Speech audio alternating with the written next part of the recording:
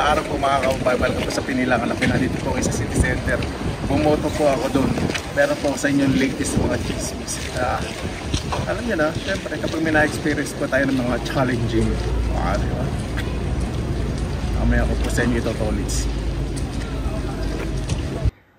Ayan, dito na po ako sa bahay. Kanina gusto ko na po talagang magsiklab.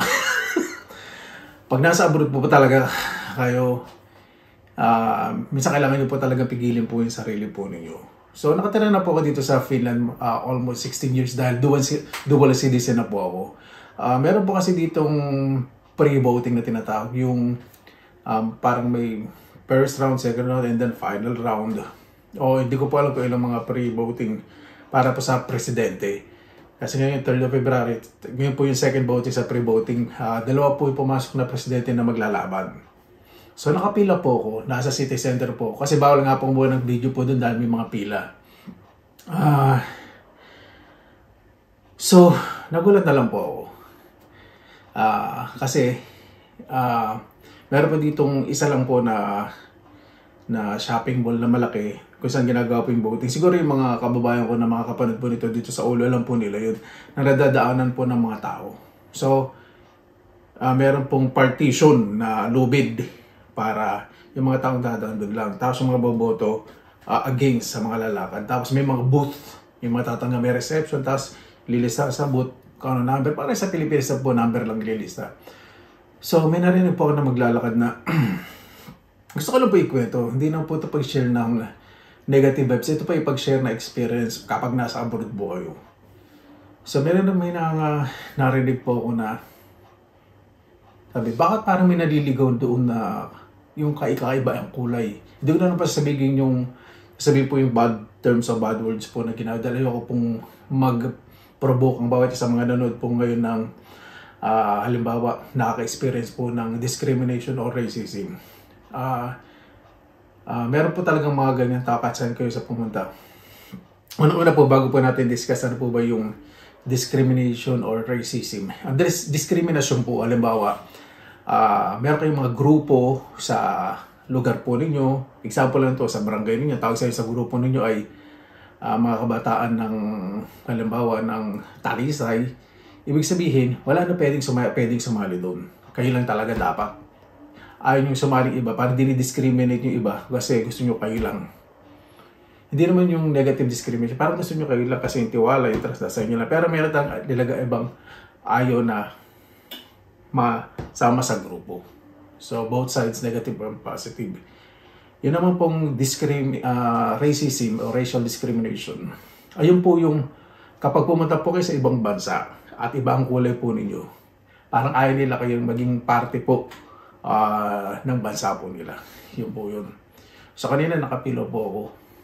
Kasama ko po yung dalawang kaibigan ko. Tapos may nakita naman po ibang Pilipino. Kaya ayaw po talaga nilang mag-ano po sa video. Kaya sabi ko kung gusto nyo may batiin, ayaw nila. Sabi ko, pasensya na. Sabi ko, naiintindihan ko. Tapos nila ako, okay ba kuya, i-vlog ka namin ganito? Para saan? So, syempre ako, pwede nyo ako mag-decline. Para saan? Syempre tatanong ko yung for what? Purpose or purposes, diba? Wala naman silang masagot just for fun. Kasi syempre, hindi ko alam kung anong channel o vlog. Syempre, hindi naman sa pag-iinarte. Kailangan maging maingat din po tayo. So, nakapila po ako, pakuha nung ballot paper kung saan susulat po na yung number. May lubid, tapos yung pumapasok from gate. Tapos kami pa ganun, against po. Ito yung papasok, wala sa gate. Ito po ang pamunta sa booth sa gilid. Tapos may naglakad po na, syempre nakakitindi po ng finish na hindi ko po sasabihin yung bad terms na ginamit. Basta bakit may ibang kulay dito, parang naliligaw yata. Kaya ganun. Bakit wala namang bundok dito? Wala namang bundok dito. Bakit nandito to? Yung tinanong na may itsura niya, mukhang hindi naman siya naliligo. Hindi totoo po, may mga ganun po talaga. Ayoko pong mag-backlash o backlash, ibig sabihin ayaw nyo pong flared up o ayaw nyo magalit. Yun. Tapos, gumante, yun. So sabi ng mga kaibigan ko, narinig naman niya, sabi ko, dalawang kaibigan, narinig niya yung sinabi niya. Sinabi ko po in Finnish, sabi nila, oo, narinig mo, huwag mo dahil kasi may mga ganun talagang tao. Sabi, huwag mo na may kumpara yung sarili, ito mga itsura mo sa itsura niya, di ba? Makawa ka na lang, sabi ko, sa bagay. Tapos hindi pa po tapos yun. Meron ka po kasi dito mga tinatawag na stereotypical. Ibig sabihin ko ano po yung kinalakihan po nila, pinaniniwalaan po nila, nakasanayan nila, yun lang dapat. Wala nang dapat na iba naman po sa racism yun, na ganun. So medyo na-intimidate po kasi meron dito medyo adult man na may edad po na lalaki. Tinignan ako mula ulo hanggang pa. Hindi naman po nakaka-insulto, parang natutuwa po ko. Siguro galing po siya sa remote area o sa probinsya. Nakita ko naman po yung itsura po yung mga simpleng tao. Hindi ko po siya ginadjust, sabi ko baka ganon. Hindi ko po siya ginadjust na negative. Sabi ko parang galing sa probinsya, tapos niya mo lang pa. So nangiti lang pa, tapos nangiti lang siya. Ayun po. Tapos hindi pa po tapos yan. So, mabilis na po yung pagboto dito. Sa Pilipinas, mabilis na rin po, di ba? Sulat yung number, tapos huwag na kayo magdodrawing kung ano, o panalo to, kailangan anong number lang isulat. Number lang. Kapag nagsulat pa akong drawing, disqualified po yung ano nyo, yung pagboto. So, paglabas ko, sabi ko doon sa dalawang kaibigan ko, ako naman maglilibre kasi lagi nila ako nilibre. In-invite ko po sila sa coffee shop. Tapos sa coffee shop, nakita ko po yung dalawang Pilipina. Yung dalawang Pilipina, sabi ko, kabayan, gagalang pa po kasi baka mamaya kala ko Thailander o Indonesia kasi pag Southeast Asian, minsan kala mo Pilipina, hindi pala. Tapos maganda pa sila, ay, kuya! Sabi niya, napanood po kita. Kayo po di ba si Pinila Kalakmi? Sabi ko po, gusto nyo. Tapos sabi niya, kuya pa picture. Tuwan-tuwa po siya. Sabi, sige, okay lang. Sabi ko, pinakalala ko dalawa. Sabi, huwag na kinakain may mga kaibigan, may mga fam. Sabi nila, sabi ko, hindi, join lang kayo. Sabi ko, wag kang mag-alala, mga taking na sila, huwag na kayo maghangad. Nag-joke pa po ako. Tapos, umupo. Nag-coffee po kami, nagkwentuhan po. Sabi ko, anong ginagawa niyo dito? Sa isa po, nurse practitioner, caregiver. Kasi, mga nurse po sila dumating dito from the Philippines, pero wala naman kasi direct nurse po talaga trabaho nila. Ibig sabihin, magtrabaho sila dito, assistant nurse or caregiver. Iba po talaga, naging cleaner. Wala naman pong question dun kasi ang sweldo naman po, kung per hour, ganun sweldo, ganun sweldo yun po niya. So, nag-uusap po kaming tatlo, yung dalawang kababayan po natin. Yung dalawang kaibigan, tinawag yung isa, sabi niya, nag-excuse sa sandali. Tapos, tumabi din sila sa kabila. Meron pong couple na mukhang mayaman. So, pinantahan po nila. Parang nakikipag-usap sila. Pero, yung tingin pakikipag-usap ko sa kanila, parang hindi normal. Parang seryoso. So, ako naman, entertain ko po yung mga kababayan po nating dalawa. Ano po talaga, ito po mga nangyayari. Sa mga nag-iisip po, kung mga ano ba ito? Sa mga nag-iisip ko po, bakit po ganyan ang nangyayari kapag ganyan ba sa Finland? Yes, mga nag-iisip, ganyan ba sa Finland? Ganyan ba mga tao dyan? Hindi po. Mostly po na may-meet ko po ay mabait. Kasi pagdating po kasi sa city center, mas broad po ang mga tao, lalo na po sa kanilang mga isipan. Lalo na po sa kanilang mga sinasabi. Minsan, vocal sila. Oo. Ito tinitiran ko po medyo suburban. Ibig sabihin, yung mga tao po dito, mga reserve, mga tahimik. Hindi po sila mga vocal. Pero pag nasa city center po kayo, iba po kasi yung atmosphere at environment po doon ng mga tao na minsan, kung ano nakikita nila, sabi nila, wala silang pakialam.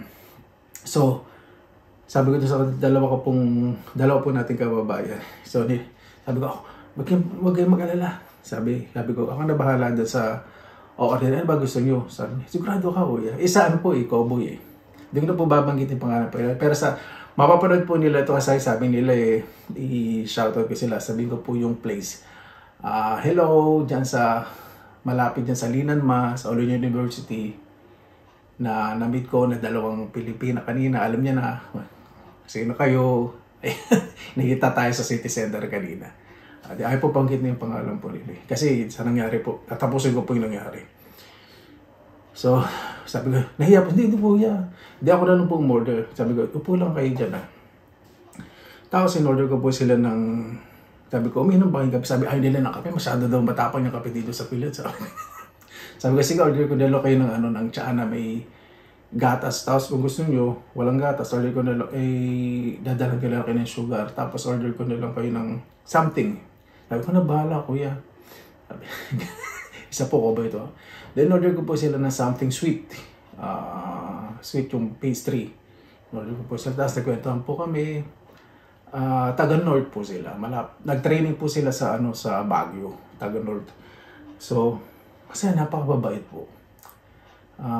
Mabait. Sabi niya, huwag niyo bagitin pangalan niya. Sabi niya, binabati niya daw po yung mga taga Igorot po na kasi po siya from province of Baguio. Kaya binabati niya daw po yung mga taga Baguio. Yan.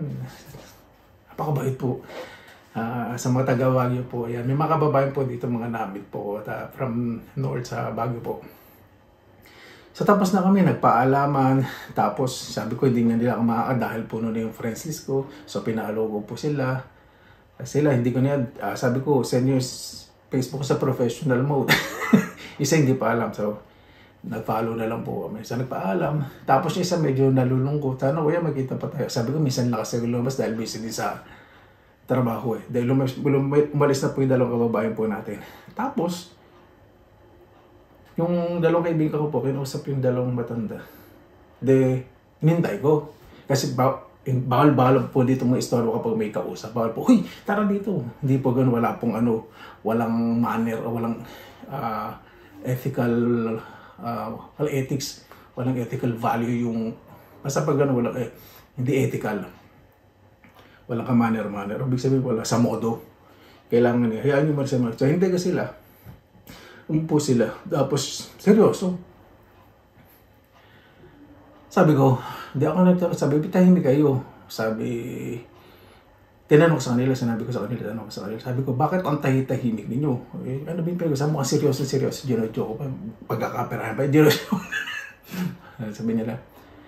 Sabi niya, gusto bang malaman? Kasi sila pag may kinausap po sila, diretso nga, meron po silang kinonfront na mag-asawang couple. Diba? Sabi nila sa akin, do you wanna hear? Sabi ko, of course, sabi ko, syempre, kung positive o negative yan, sabi ko, syempre, kilala niyo naman ako, willing ako to listen. Sabi nila, kaya nila pinuntahan yung dalawang mag-asawa kasi narinig na doon sila mag-asawa na heto na naman itong mga maliliit na Pilipina nito. Siguradong, hindi pala Pilipina, sorry, Asian ang ginamit. Sila mo ito naman itong mga maliit na Asian na to. Sigurado pagdating dito, mag-aasawa lang ito ng mga matatanda. O, diba? So, ako parang, malas na po yung kasi mag-asawa nung umupo sila. Siyempre, ayaw na naman kasi nila, kilala po nila ako kasi kapag may ganun, namamalit yung lahi po talaga natin. Hindi ko po talagang mapipigilan ang sarili ko po. Hindi ko po mapipigilan. Siyempre, kung tatanungin po, halimbawa ko yan, narinig mo ikaw yun, ano yung sasabihin ko? Isa lang po ang sasabihin ko, maliit ang mundo.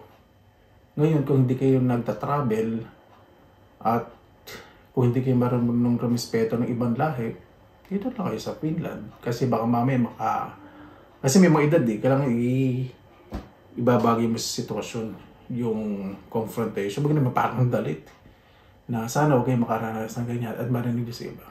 So, tinanong ko sa nila, how did you confront them? Sabi ko, paano kung niyo po sila sabi nila, wala, sinabi po nila na pinaliwanag nila na parang inano po nila, gumawa na sila ng istorya na matagal na po kami magkakaibigan, na may family na yung dalawa. So, sinabi po ng dalawa na hindi, kaibigan niyo ni Benson matagal na. Tapos yung dalawa may family nga. Pero dito sa Pilipinas, they're working here as yung bilang mga nurse, ganun. Parang hindi kino-confront nila, parang pinagtatanggol nila yung kababayan po natin. Hindi po sila kasi nagpo-pro. Tapos ano naman sinabi niyo sa kanila? Sabi ng isa kaibigan ko, sabi ko sa kanila na hindi niya nagusto yung narinig. Kasi sabi niya, kaibigan ko kasi yan, yung lalaki si Benson. Kaibigan ko yan from the other country. Sabi, paano mo in-explain sa dalawang matanda? Sabi ko na lang na hindi madali yung pinagdaanan mo, hindi madali yung iwanan ng pamilya, hindi madali yun na pag may nakikitang kababayan na masaya ka. Sabi niya, ang mga Pilipino talaga broad o open kapag nakakita ng kapwa, maingay, masaya. Kasi sinabi sa matanda, hindi naman kasi tulad natin mga Finnish yan na para minsan hindi tayo masaya. Ganun po talaga sinabi niya. Kasi nasa atin ng lahat, parang hindi tayo masaya nakikita natin. So napahiya daw po yung dalawang matanda at nag-sorry. Sabi po ng isang kaibigan ko naman, siguro minsan huwag tayong maging judgmental. Maayos na may pagkakasabi nila. Tapos sinabi nung matanda doon na babae, gusto mo mag-sorry? Hindi. Sabi nung dalawang kaibigan sa doon sa loob, hindi na po kayo mag-sorry kasi tayo mga Finns dito sa Philippines, may nakikita tayo na parang kakaiba sa atin, hindi natin nakasanayan. Tandaan natin na sa isang lugar makakasalubong tayo ibang kultura, huwag natin i-judge kung maingay sila, bakit ganun. Kasi lahat may pinanggagalingan. So, ganun pong mga Finns, Kaya sobra pong nagpapasalamat kasi may mga kaibigan po akong ganun. Ngayon, ito naman po conclusion. Doon sa mga tao po na mag-iisip po ngayon, baka mas sinasabi na, umunahan ko na kayo. Gusto ko na maging defensive o hindi na ako makapagpalasing na imbento ko po ito. Na kung ganyan pa rin ang iniisip nyo, wala na akong pakialam sa inyo. May mga ganyan tao po kasi na kapag meron kayong mga kinikwento na talaga din nyo pwedeng pakita yung sitwasyon lalo yung mukha ng tao. Dahil dito po sa Finland, you have to respect others' privacy. Mga kaibigan ko kayo, nga lang pakita ng mga mukha sa video because it's invading of one's privacy. It's po yan, against the law na kapag walang consent ang tao po na pakita yung mukha nila, kaya nagalit kayo at sipirosin nyo dahil kahit nasabihin nyo mali sila, pwede kayong makasuhan. Kahit sa Pilipinas, it's po yan parang cyberbullying, parang binubuli ka at tapos pinakita mo yung kinuha naman ng video na bubulis, tapos gusto mo naman yung iba taong bulihin sila. So wala nga pinagkaiba sa kanila, pare-pare mo na kayo, di ba? So ganun po. Kaya naman sa Pilipinas may ganun naman pong batas na maging maingat po tayo, especially sa slander, defamation, o libelous. O sa tatlo po na yun na paniniran po rin. Huwag po tayong basta-basta magpo-post po ng mukha ng tao kung narinig nyo lang po. Wag po. Kung wala po kayo pinangahawakan na legal document or conversation na wala kayong proof, babalik po sa inyo. Kahit nasabihin yung tama kayo, huwag nyo pong gagawin po yun. Ayan po, kaya sobrang maingat po ako dito nagkukuha ng video dito po sa Finland. Hindi po akong masyado nagkukuha sa citizen. Halimbawa, may mukha, nailang po talaga. Kasi minsan talaga titingin po sila. Hindi naman po kasi sila, hindi po sila mahilig mag-confront Pero pag may mga tao po talaga na narrow-minded. Pero bilang naman po dito. Ito, siguro na-experience ko po ito, hindi ko alam, pang third or fourth. Yung first time ko po talaga mas matindi. First time. Ito na po, chismisan na tayo, todo na natin. So yung first time ko po, pumunta po ako sa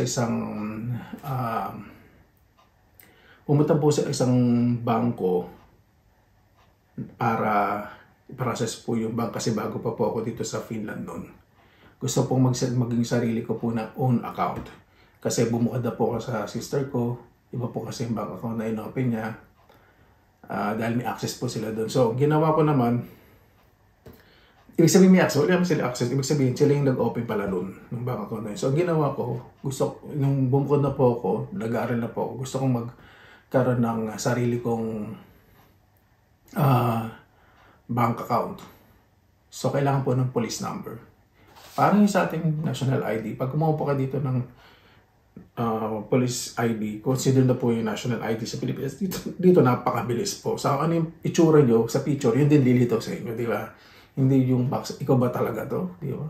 Dapat ang purpose ng national ID talagang nare-recognize yung tao, hindi yung mukha mo ngayon eh. Alam mo, dating mo Richard Gomez, o di ba?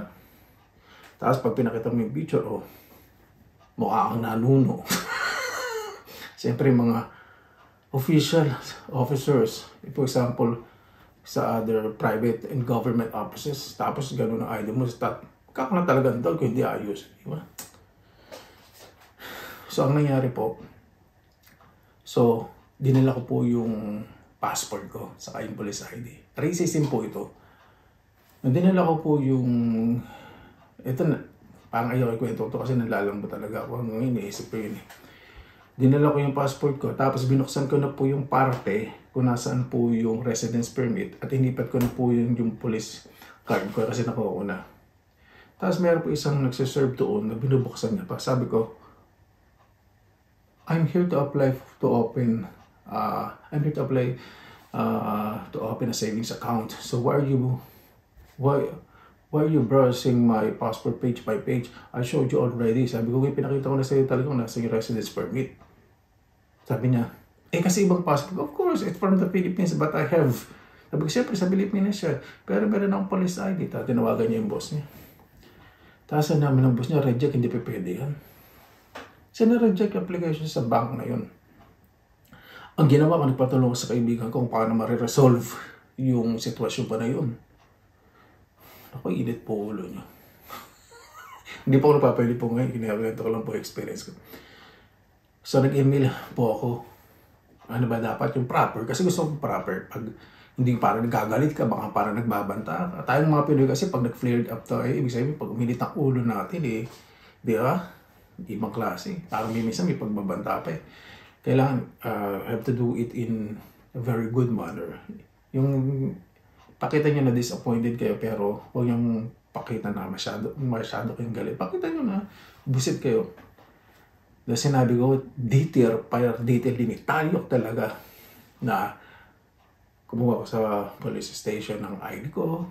Pinigay ko pa yung passport dun sa bank. Doon sa shop kasi mayroon pong bank doon. I-chain po yan, may bank, may shop sila. Tapos inituloy ko sa head office. Ang bilis po ng response nila. Nag-respond po yung boss, isa boss. Galit. Tapos pinatawag po yung nag-serve po sa akin. Tapos humingi po ako ng apology letter. Pero sabi ko, bago nyo send sa apology letter, gusto kong malaman kung sino yung boss na nag-reject sa application ko at gusto kong harapin yung nag-serve sa akin. So, siyempre yung nag-reject, doon na pa sa head office yun sila siguro nagbigay doon ng ng proper disciplinary action. Yung para ma-disiplina po yun, yung boss na yun. Ang nakaharap ko po doon, yung boss po doon sa shop, saka po yung nag-serve sa akin. Yung boss sa shop na lalaki, na sa bank service. Ang yabang niya pa. Sabi nga paano manintindihan niyo yung serve? Sabi nga nun, nakakabindi ka ba ng finish? Sabi ko, nakakaintindi yung basic finish. Saka nag-usap naman kami ng English. Sandali. Nakita niyo ba nangyari? Pati siya kinumpurog doon, uminit na ulo ko. Sabi ko, talaga uminit po ulo ko. Ito po yung mga sinabi ko. Tanda ko pa na hindi ko po makalimutan. Sabihin ko po muna sa inyo in English. Sabi ko, you didn't even know what happened that time. Gusto kang ganyan. I presented her my passport and even the police ID. I showed it where she could find my residence permit. I showed her the page where my residence permit is visible. Sabi ko ganun. But she was browsing my passport and I asked why. And she told me that that was a different passport. And she called somebody and told her that no, they could not accept that. And that what happened. And I have my friends here, they can testify and they can attest what really happened that time. Sinabi ko po talaga, initali ko na yun ang talagang nangyari. So napahiya po yung boss.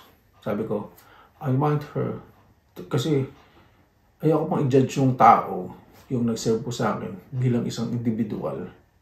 Kasi hindi ko po siya kilala eh. Sinabi ko po, ganun po ako eh. Pag naggalit o na-disappoint, hindi po ako nag-judge. Kahit sa mga kaibigan ko po, pag may sinabi po sa akin sikreto, never kung isusumbat po yung sa kaibigan ko o sasabihin ko sa ibang tao para ibalik yung galit sa kanila. Kilala po ako ng mga kaibigan ko, mga pinsan ng mga kapatid ko. Hindi po ako manunumbat. Yun po ako. So, sinabi ko, I want her to apologize. Sabi ng boss. Kasi nakita ko na yung nagsabi sa akin na umiyak. Siguro, kasi racism is a crime. Krimen po dito sa Finland. And meron po akong testigo. Yung CCTV lang. May CCTV kasi sa bawat service desk na talagang maririnig yung conversation. So sabi ng dos, siguro mas maganda kung buong na lang kami na magsosorry sa iyo.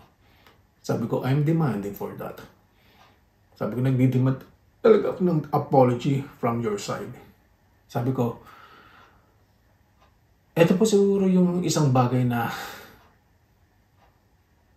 hinangaan ko po sa sarili. Hindi ko po tinataas po yung sarili ko. Sinabi ko po dun sa boss, saka dun sa nag-serve po sa akin na I hope that, sabihin ko po muna sa English, tatagalugan ko na lang maya. I hope that one day, or maybe you used to travel to different countries. I don't know if you encountered or if you experienced a bad treatment or, bad things happen to you. I hope not, because for me, I was so nice, I was so polite that time.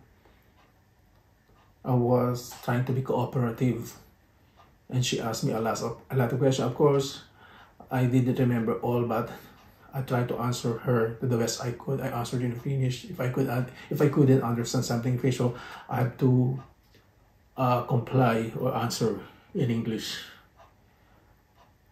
And I told her that my comprehension in Finnish is not that good, but I was trying. And I hope that one day that this would not happen to you, nor to your family or to your loved ones, because it's not really good. Yes, I have a different color. I was raised in different countries or from different country. I was raised from different country. I speak different language, but it doesn't mean that I'm different, because we are all the same. We are human beings. So all we have to do is to respect each other, unite each other, understand each other, and we shouldn't judge each other. Ay po sinabi ko na, tatagalogin ko lang po, parang feeling ko gusto nyo mag-English kayo eh. Basta sinabi ko na, sana hindi nyo maranasan yung naranasan ko.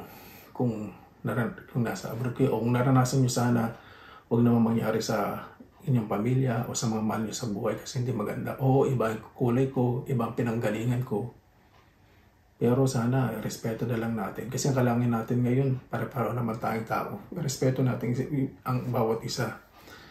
Intindihin natin. Siyempre, hindi nyo naman po pwedeng isaksak sa isip ng bawat isa. Mami nyo, kaharap nyo ngayon, mami, pagtaligon nyo eh. Iba na. Pero ako na pong mag-ising ngayon. So, after that incident, English na naman. Nagpadala po sa akin apology letter from the head office and from the whole group. So, tinatago po yung apology letter. Ano yun? And they're trying to offer me something na ano ba yung gusto ko, something na ganto-ganto. Sabi ko, I'm not into something. Sabi ko, ino-opera po ako siyempre, gusto mo bang ganito, discount o something ganito. Pag namili ka ganito, sabi ko, hindi po yan hinahanap ko. Ang hinahanap ko po kasi dito, yung tao pag nagkamali, tanggapin niya pagkakamali. Sabi ko, nanggaling din po ako sa service-oriented company, people-oriented company. Nagsaserve po kami ng tao sa Pilipinas. Minsan, halos dinodios na po namin ng mga customers kahit na minumura na kami, kahit anong gawin sa amin. We're giving our best. Sabi ko sa kanilang ganun. But here, I know ibang culture dito and wala akong karapatan na questionin yung kultura dito na pagpasok mo sa shop talagang try mong i-manage na ikaw maghanap, hindi magtatanong ka agad. Ayun lang talaga ang natutunan ko dito. Sabi ko guys, pagdating sa mga local shops, supermarkets, groceries, or whatsoever department stores. So, at that time, after ng incident po na yun, at after po nung nangyari po kanina sa Botohan, naisip ko na, kahit na pala ganong katagal ang nilagay nyo sa ibang bansa na naninirahan kayo, hindi pala lahat na nandoon ay tatanggapin kayo. Tanggapin nyo po yan. At tanggap po sarili. Hindi, tanggap po yan sa sarili ko. Parang sa ano po yan compare ko lang po yan sa magkakaibigan na kahit na gaano katagal ang samahan po ninyo, meron pong tao na may inggit sa inyo na hindi masaya sa pinagagawa po ninyo. Ganun lang po yan. Whether nasa Pilipinas o nasa ibang bansa. So ang ginagawa ko na lang po, siyempre pag nandito sa ibang bansa, yung good moral character. Hanggat maaari, ilalagyan po sa lugar ang galit ko, ang disappointment ko, kasi binibigyan din po ako ng mga advices po ng mga kaibigan ko. Kaya kung nasa ibang bansa po, kahit magkasama po kayo mga kapwa nating Pilipino, na isang kwarto po kayo, huwag po kayo makikipag-away sa kapwa po ninyo Pilipino. Mas maganda manahimik na lang po kayo. Kasi pag tahimik po kayo at mabait po kayo, yung kapwa po natin, mas maraming kapwa po natin na magtatanggol po sa inyo. Totoo po yan. At titistig ko pa sa inyo na hindi kayo ganun. Yun po, maging mabuti po tayo kahit saan. Hindi lang po sa bahay po natin. Mas mainam nga po, mas mabuti tayo sa bahay natin kasi kasama po natin pamilya natin na umintindi sa atin. Kaysa naman maging mabuti tayo sa labas sa trabaho lang dahil natatakot tayo, mawalan ng trabaho, mawalan ng pera. Pinepegi natin yung sarili natin na maging mabuti sa iba, pero pagdating natin sa bahay, hindi tayo ganun. Di ba? Kaya mas mabuti po tayo sa tahanan. Practice po natin. Bakit? Kasi pag araw-araw na ginagawa po ninyo sa bahay, naging mabuti po kayo. Kahit po kayo saan kayo pumunta, hindi nyo pwedeng lokohin po ang sarili po ninyo na maging mabuti. Kasi nakalakihan po ninyo at nakasanayan po ninyo. Yun po. Paano po mga kabayan, lalo na po sa mga layo po sa kanilang mga pamilya, sa ibang bansa, wag po kayong mag-isip na baka mangyari sa inyo. Wag po.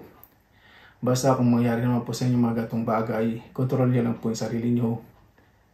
At gamitin nyo po yung kaalaman po ninyo sa tama o daanin po ninyo sa tama. Ang ginawa ko po kanina sa election talagang pinigil ko po yung sarili ko kasi alam ko sa ngayon ayun po yung tama. Dahil sa ginawa ko po kanina na alam ko na mabuti pakikisama ko sa mga kaibigan ko, tingnan po niya, sila pa po yung nagtanggol po sa akin. Kaya sobra po nagpapasalamat. Paano po? Maraming salamat na po sa inyong oras na ilan sa Pinilakalakbay. Basta lagi po tayong positive vibes, good vibes. God bless. Ingat po lagi, magandang araw. Laka lang.